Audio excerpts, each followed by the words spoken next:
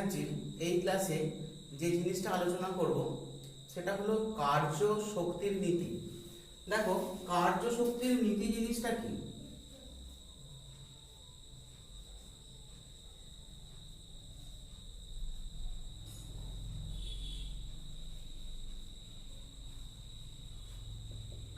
দেখো, এই নীতি অনুসারে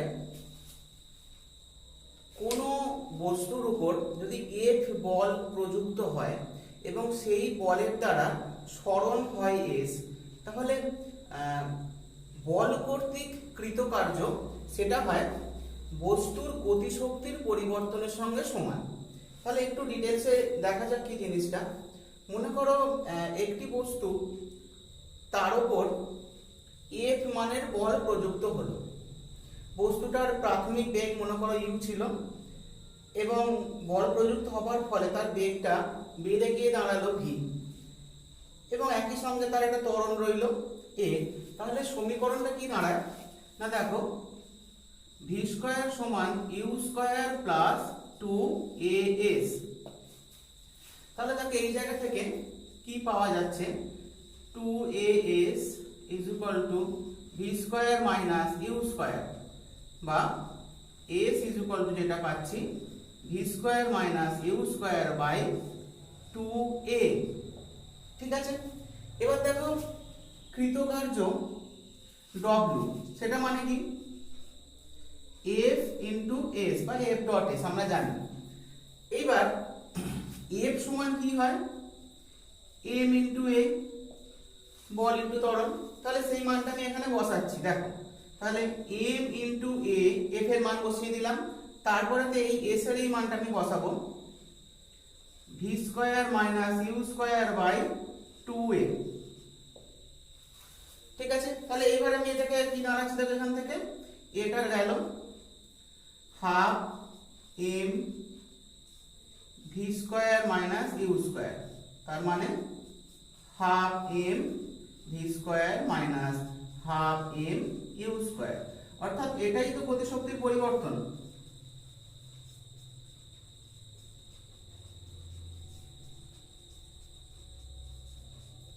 তাহলে দেখো কৃতকার্য কি পেলাম না, গতিশক্তির পরিবর্তন। এটাই কার্যশক্তির নীতি। এবার যদি আমি এটা পরিবর্তনশীল বলের জন্য দেখাই, তাহলে দেখো কি হয়।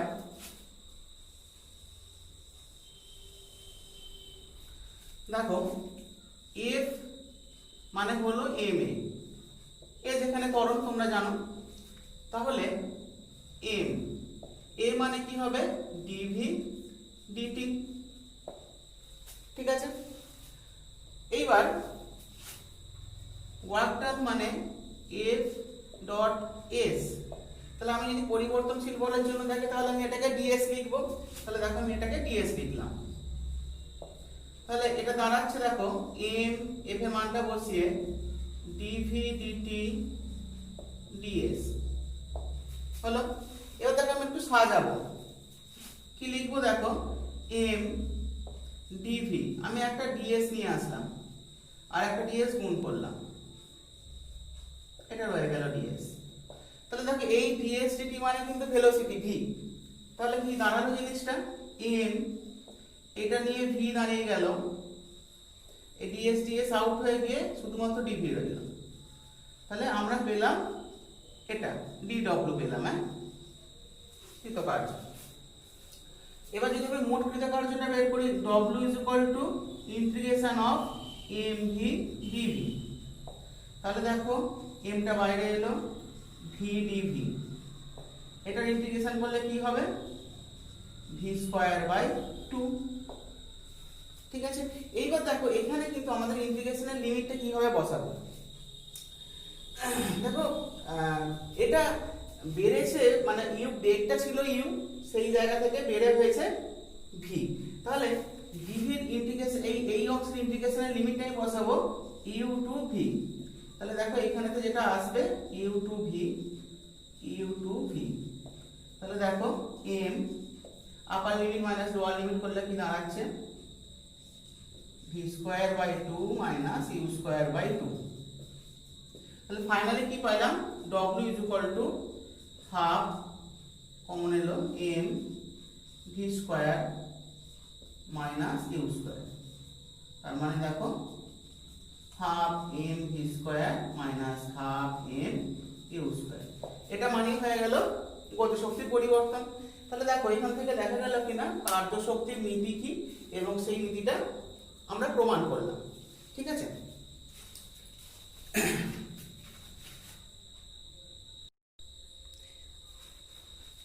আচ্ছা এবারে আমরা দেখব যান্ত্রিক শক্তির সংরক্ষণ। দেখো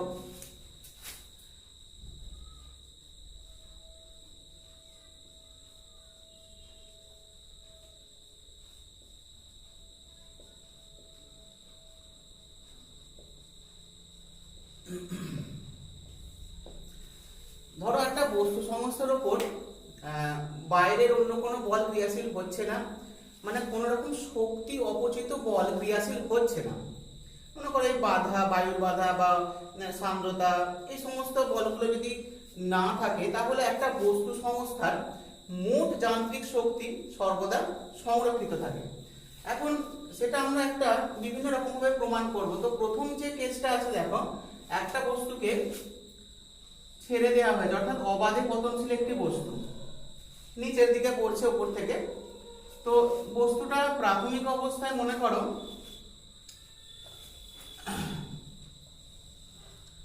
ভূমি থেকে এই উচ্চতায় আছে,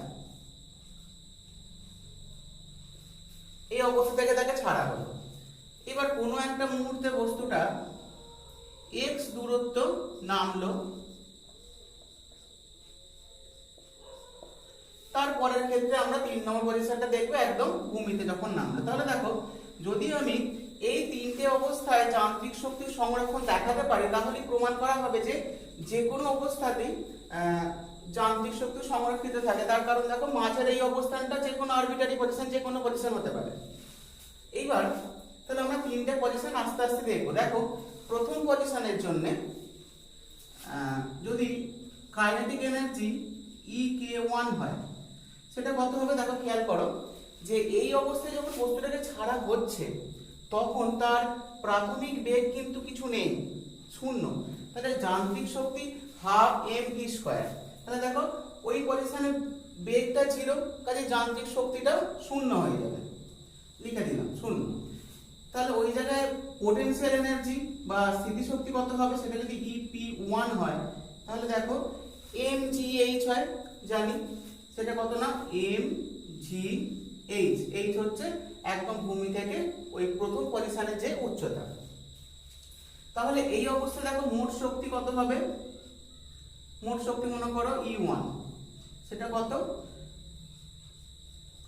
EK1 প্লাস EP1, গতিশক্তি যুক্ত স্থিতিশক্তি ওই পজিশনে, সেটা কত দেখো 0 প্লাস mgh, মানে যেটা পাচ্ছি দেখো mgh। এটা পেলাম মোট শক্তি 1 নম্বর পজিশনে। এটা 1 নম্বর, এটা 2 নম্বর, এটা 3 নম্বর পজিশন। এবার দেখো 2 নম্বর পজিশনে আমি যখন গতিশক্তি বের করতে যাব তখন ওই অবস্থায় কিন্তু আমাদের বেগ কত সেটাকে দেখে নিতে হবে। তাহলে দেখো ওই অবস্থায় বেগ মনে করো v1, তাহলে দেখো v1 তার স্কয়ার ইজ ইকুয়াল টু প্রাথমিক বেগ এইখানে কত ছিল না 0, 0 প্লাস 2g, কতটা নেমেছে দেখো x দূরত্ব x। ঠিক আছে, আচ্ছা 2 নম্বর পজিশন আমি এটা v2 ই লিখলাম। তাহলে দেখো v2 কত আসছে 2gx তার রুট। ঠিক আছে, তাহলে এবার ওই অবস্থায় গতিশক্তি কত হবে না half m v two square. তাহলে দেখো কত আসবে, এইটা EK2 2 নম্বর পজিশনে স্থিতি শক্তি, সেটা দেখো half m v two square মানে কত না 2gx। তাহলে এটা এলো কত mgx। ঠিক আছে,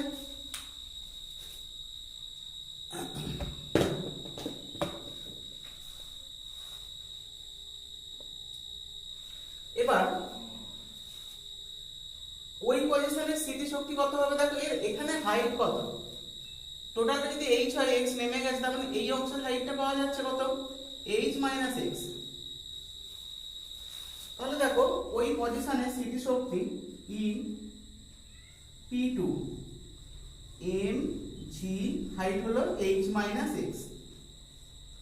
ঠিক আছে, তাহলে দেখো 2 নম্বর পজিশনে মোট শক্তি কত হবে, যান্ত্রিক শক্তি, মোট মানে স্থিতিশক্তি যুক্ত গতিশক্তি। তাহলে দেখো মোট শক্তি যদি E2 হয় ওই পজিশনে, সেটা কত, E K2 plus E P2। তাহলে দেখো কি আসবে, E K2 মানে mgx প্লাস E P2 মানে mgh মাইনাস x। আমি এটাকে ভেঙে লিখে দিলাম একবারে, mgh মাইনাস mgx। তাহলে কত পেলাম না, mgh, অর্থাৎ টোটাল এনার্জি E2 পেয়ে গেলাম mgh। ঠিক আছে, এবার দেখো 3 নম্বর পজিশনটা। সেক্ষেত্রে যদি মনে করো বেগ v3 হয়, তাহলে একইভাবে v3 তার স্কয়ার সমান 0 প্লাস 2g, টোটাল হাইট নেমে গেছে h, তাহলে এটা হয়ে যাবে h। তাহলে এই জায়গা থেকে v3 মানে পাবো √2gh। তাহলে ওই পজিশনে গতিশক্তি কত হবে, E K3 3 number position, half m v3 square, তার মানে দেখো হাফ m v3 স্কয়ার মানে 2gh, 2gh। তাহলে দেখো পেলাম কত, mgh, অর্থাৎ E K3 পেয়ে যাচ্ছি mgh। একই রকম ভাবে দেখো ওই পজিশনে পোটেনশিয়াল এনার্জি কত, EP3, দেখো 0 হবে, কারণ এখানে হাইট তো নেই, mgh h টাই তো নেই, 0 মাটিতে পড়ে গেছে। তাহলে মোট এনার্জি কত হবে, E3 is equal to EK3 plus EP3 সমান, দেখো ওটা পেয়েছি কত, mgh প্লাস 0, অর্থাৎ মোট ওই পজিশনে এনার্জি কত পেলাম না, mgh। তাহলে দেখো 1 নম্বর পজিশন, সেখানে আমরা মোট যে শক্তি সেটা কত পাচ্ছিলাম, এইটা E1, সেটাও mgh। 2 নম্বর পজিশনে মোট শক্তি যেটা পেলাম সেটাও দেখো mgh, এবং একই রকম ভাবে 3 নম্বর পজিশনেও পেলাম mgh। তাহলে কি হলো না, যে কোনো অবস্থানে কিন্তু মোট শক্তির মানটা mgh আমরা পেলাম, অর্থাৎ মোট শক্তি কিন্তু পরিবর্তন হলো না। তার কারণে মোট বলা হলো যে যান্ত্রিক শক্তি এখানে সংরক্ষিত থাকলো, যে কোনো পজিশনের জন্য কিন্তু মোট শক্তি একই পাচ্ছি। ঠিক আছে,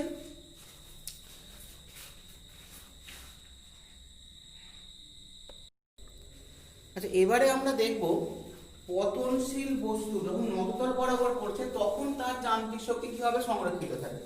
দেখো আমি একটা নততল আঁকছি এখানে,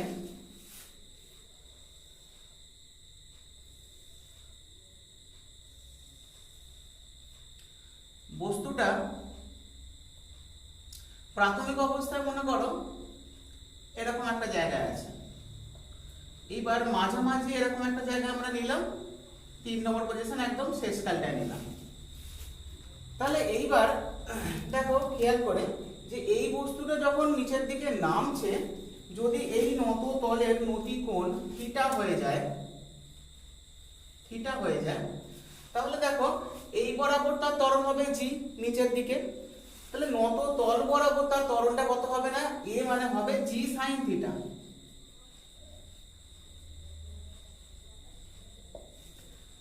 এবার দেখো 3টে পজিশন আমরা নিয়েছি, কাজে আমি যদি এই পজিশনে যে পদটা নেমেছে সেটা যদি দেখি, এটা থিটা হলে এটাও থিটা হবে। মনে করো ভার্টিক্যালি সেই x দূরত্ব নেমেছে, আর একই রকম ভাবে মোট হাইট মনে করো ছিল h। ঠিক আছে, তাহলে আমরা এইখান থেকে দেখো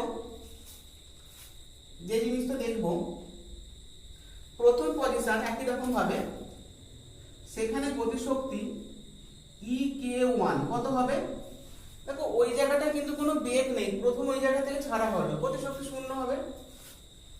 স্থিতিশক্তি কত হবে ই পি ওয়ান, সেটা দেখো টোটাল হাইট কত না mgh, মানে h হাইট উঠেছে অর্থাৎ mgh পাবো স্থিতিশক্তি, পেলাম কত mgh।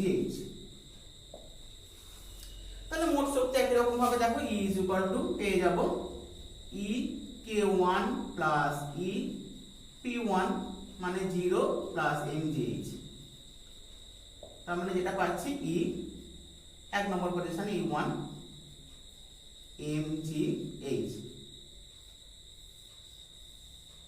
পেলাম। এবার দেখো 2 নম্বর পজিশনটা, মনে করো এইদিকে s দূরত্ব এসেছে, s নততল বরাবর s দূরত্ব এসেছে, তাহলে আর কোন ত্বরণ এসেছে না a sin থিটা, এই ত্বরণ এসেছে। তাহলে দেখি এই পজিশনে ওর ভেলোসিটি যদি v2 হয়, v2 ধরলাম, তাহলে ভেলোসিটি কি করে পাবো দেখো v2 square is equal two 0 plus 2as, s দূরত্ব নেমেছে, তাহলে দেখো 2a মানে কত না g sin থিটা ত্বরণটা ইনটু s, তাহলে এইভাবে আমরা ভাবতে পারি 2g s sin থিটা। এবার এখান থেকে দেখো s sin থিটা মানে কত হবে না x হবে, x, তাহলে এই জায়গায় মানটা বসিয়ে দেবো, দেখো v2 স্কয়ার সমান 2gx, কারণ s sin থিটা মানে x, ওই জায়গা থেকে দেখো একটু দেখিয়ে দিই x by s is equal to sin theta, তাহলে দেখো x is equal to s sin theta, তো মানটা আমরা এখানে বসিয়ে দিলাম। তাহলে দেখো এই পজিশনে কাইনেটিক এনার্জি E K2 সেটা কত হাফ m v2 স্কয়ার মানে হলো হাফ m 2gx, তাহলে পাচ্ছি কত না mgx। তাহলে পোটেনশিয়াল এনার্জি কত পাবো E P2, সেটা কত দেখো টোটাল হাইট কতটা নেমেছে x নেমে গেছে, তাহলে হাইট আছে কতটা h মাইনাস x, এই পজিশনে সে আছে, তাহলে দেখো ওটা হবে কত mgh মাইনাস x। তাহলে একই রকম ভাবে মোট এনার্জি E 2 নম্বর পজিশনে E2 E K2 plus E P2 সেটা কত আসবে দেখো mgx প্লাস এটা লিখে দিলে mgh মাইনাস mgx, কত আসছে না mgh। তাহলে দেখো 2 নম্বর পজিশনে কত পেলাম E2 মানে পেলাম mgh, দুয়ে তো একই পেলাম। এবার দেখো এই 3 নম্বর পজিশনটা টোটাল h ভার্টিক্যালি এই সাইড সে চলে এসেছে এবং মোট যে ডিসটেন্সটা নেমেছে মনে করো সেটা s1 টোটালটা, মানে একদম অতল বরাবর এই জায়গা থেকে টোটাল দূরত্বটা মানে একদম এই পর্যন্ত। তাহলে সেই জায়গা থেকে দেখো কি পাবো, এই অবস্থায় ভেলোসিটি মনে করো v3, তাহলে দেখো v3 square is equal two 0 plus 2a, এখানে এসেছে s1 এই টোটাল ডিসটেন্স, তাহলে দেখো 2a মানে g sin theta into s1, তাহলে দেখো এখানে s1 sin থিটা, এটা গোটাটা s1 sin থিটা মানে কিন্তু এটা যেমন আগে x পেয়েছিল এটা পেয়ে যাচ্ছে h, একই রকম ভাবে এই ওয়েতে আমরা s1 টা কত s1 sin থিটা মানে কত পাবো না h, যেমন s sin থিটা কত পেয়েছিলাম x, ঠিক তেমন। তাহলে দেখো s1 sin থিটা এর জায়গায় লিখে দেব কিনা h 2gh, এটা পেলাম v3 তার স্কয়ার। তাহলে দেখো ওই পজিশনে মানে 3 নম্বর পজিশনে কাইনেটিক এনার্জি E K3 মানে হলো হাফ m v3 স্কয়ার, ঠিক আছে, সেটা কত হাফ m 2gh, তাহলে আসছে mgh। এবার পোটেনশিয়াল এনার্জি দেখো EP3 0, কারণ কি এখানে হাইট নেই, নেমে পড়েছে একদম। তাহলে টোটাল এনার্জি E3 কি আসবে, E K3 plus E P3। তাহলে দেখো mgh মাইনাস 0 সরি প্লাস 0 মানে mgh। তাহলে দেখো 3 নম্বর পজিশনও এলো কত, E3 মানে মোট শক্তি mgh। তাহলে দেখো তিনটে কেসেই কিন্তু এক্ষেত্রেও মোট শক্তির মানটা একই পেলাম, অর্থাৎ এক্ষেত্রেও কিন্তু যান্ত্রিক শক্তি সংরক্ষিত হলো। এবার দেখো যেটা আমি করালাম, এইখানে কিন্তু নত তলটা ঘর্ষণহীন ছিল, তাহলে এটা আমি লিখছি ঘর্ষণহীন নততল। এবারে যদি ঘর্ষণ যুক্ত নততল হয় তাহলে সেক্ষেত্রে কিন্তু দেখো ত্বরণটা কিভাবে চেঞ্জ হবে, এই যে ত্বরণটা সেটা হবে a মানে তখন আর g sin থিটা দাঁড়াবে না, g sin theta minus mu k cos theta চলে আসবে। তাহলে দেখো এই পার্টটা যেটা বিয়োগ হলো, সেই বিয়োগ হওয়ার জন্য প্রত্যেকটা জায়গায় যখন আমি গতিশক্তিটা বের করতে যাব তখন কিন্তু আমরা এই যে যেমন এইখানে mgx আমি পাচ্ছিলাম গতিশক্তিটা, সেই জায়গায় কিন্তু একটা মাইনাস একটা টার্ম পাবো, সেই মাইনাস টার্মটা আস্তে আস্তে দেখবো এরকম একটা পাবো f k s এই ধরনের, মানে একটা কৃতকার্য পাবো যেটা x যেহেতু x মতই পাবো, একটা কৃতকার্য পাবো যেটা সবসময় ঘর্ষণের বিরুদ্ধে, ঘর্ষণ বলের জন্য একটা কৃতকার্য পাবো যেটা সবসময় মোট যে গতিশক্তিটা পাবো তার থেকে মাইনাস হতে থাকবে। তখন তাহলে কিন্তু আমরা মোট শক্তিটা একই রকম পাবো না, একটা মাইনাস টার্ম পেতে পেতে থাকবো। সেক্ষেত্রে কিন্তু ঘর্ষণ যুক্ত যদি নততলটা হয়ে যায় তখন কিন্তু আর যান্ত্রিক শক্তি সংরক্ষিত থাকবে না। তো মনে রাখতে হবে কিন্তু ঘর্ষণহীন নততলের জন্যই এই শক্তিটা সংরক্ষিত থাকে। ঠিক আছে। আচ্ছা, এবারে যে জিনিসটা নিয়ে আমি একটু বলবো সেটা হলো সংরক্ষী ও অসংরক্ষী বল। দেখো সংরক্ষী বল অসংরক্ষী বল জিনিসটা কেমন। সংরক্ষী বল হলো সেই বল যেখানে যে বলের অধীনে মোট যান্ত্রিক শক্তি সংরক্ষিত থাকে। দেখো জিনিসটা কেমন, মনে করো আমি এই পেনটাকে মনে করো উপরে ছুঁড়ে দিলাম, তাহলে দেখো আমি যে গতিশক্তি নিয়ে তাকে ছুঁড়লাম সে কিন্তু একটা জায়গায় যাওয়ার পর সে আবার নেমে আসবে, নেমে এসে কিন্তু আমার হাতে সেই গতিশক্তিটা দিয়েই সে আঘাত করবে। এই যদি বাইরের এই বায়ু বাধা বা এই সমস্ত শক্তি অপচয় বলগুলোকে আমি অগ্রাহ্য করে দিতে পারি, তাহলে দেখো আমি যে এনার্জিটা তাকে দিলাম সে কিন্তু সেই এনার্জিটা আমাকে ফিরিয়ে দিল। তাহলে এই ধরনের যে বলগুলো, অর্থাৎ এখানে যেমন আমি বললাম অভিকর্ষজ বল, এই বলটা কিন্তু সংরক্ষী বল বা কনজারভেটিভ ফোর্স। এবার মনে করো আমি একটা টেবিলকে টেনে নিয়ে খানিক দূর চলে গেলাম, তাহলে আমি একটা কাজ করলাম কিন্তু টেবিলটা কি আর আবার সেই ফিরে আসবে, আমি অনুভূমিকভাবে মাটি দিয়ে ঘষে নিয়ে গেছি মনে করো, আসবে না। তাহলে এইভাবে যে আমি ঘষে নিয়ে গেলাম এটা কিন্তু কার বিরুদ্ধে কৃতকার্য করলাম না, ঘর্ষণ বলের বিরুদ্ধে। তাহলে দেখো ঘর্ষণ বল কিন্তু আর আমাকে যে বলটা আমি বা যে শক্তিটা আমি তাকে দিলাম সেই শক্তিটা কিন্তু সে ফিরিয়ে দিতে পারলো না। তো এক্ষেত্রে ঘর্ষণ বল কিন্তু অসংরক্ষী বল, অর্থাৎ কনজারভেটিভ ফোর্স হলো না। তাহলে দুটো টার্ম আমরা জানলাম কি কি না, সংরক্ষী বল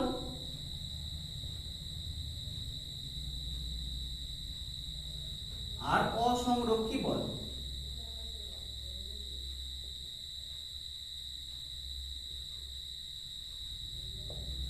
এখন এই সংরক্ষী বলের কতগুলো ক্রাইটেরিয়া যদি আমি বলি, যে close integration of f dx f dot dx এটা হবে 0, বা বদ্ধ পথ সমাকল কৃতকার্যের বদ্ধ পথ সমাকল সেটা কিন্তু শূন্য হয়ে যাবে একটা বলের অধীনে। এবার এখান থেকে আরেকটা জিনিস খেয়াল করো যে পথে এই কৃতকার্যটা ঘটছে সেই পথের উপর কিন্তু অন্য পথে গেলে কৃতকার্য একই হবে, মানে কৃতকার্যটা পথ নির্ভরশীল নয়। আর একটা ধরো মনে করে ইউ একটা স্কেলার অপেক্ষক এমন থাকবে যাতে করে এই যে যে মানটা আমরা পাচ্ছি f মানে হবে মাইনাস du dx।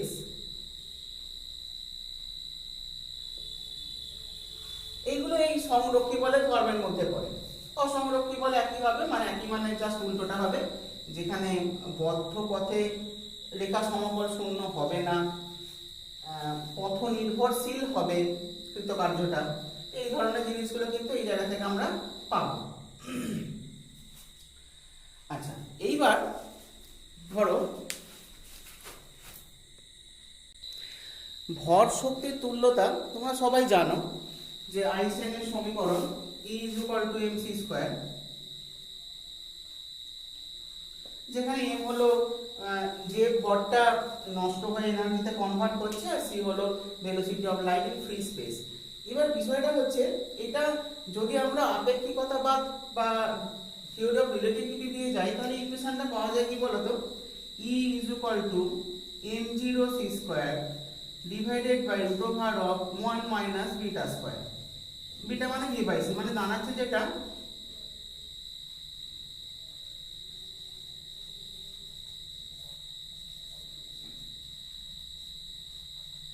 ঠিক আছে। এইখানে যে m0টাকে বলা হয় রেস্ট মাস বা স্থির ভর।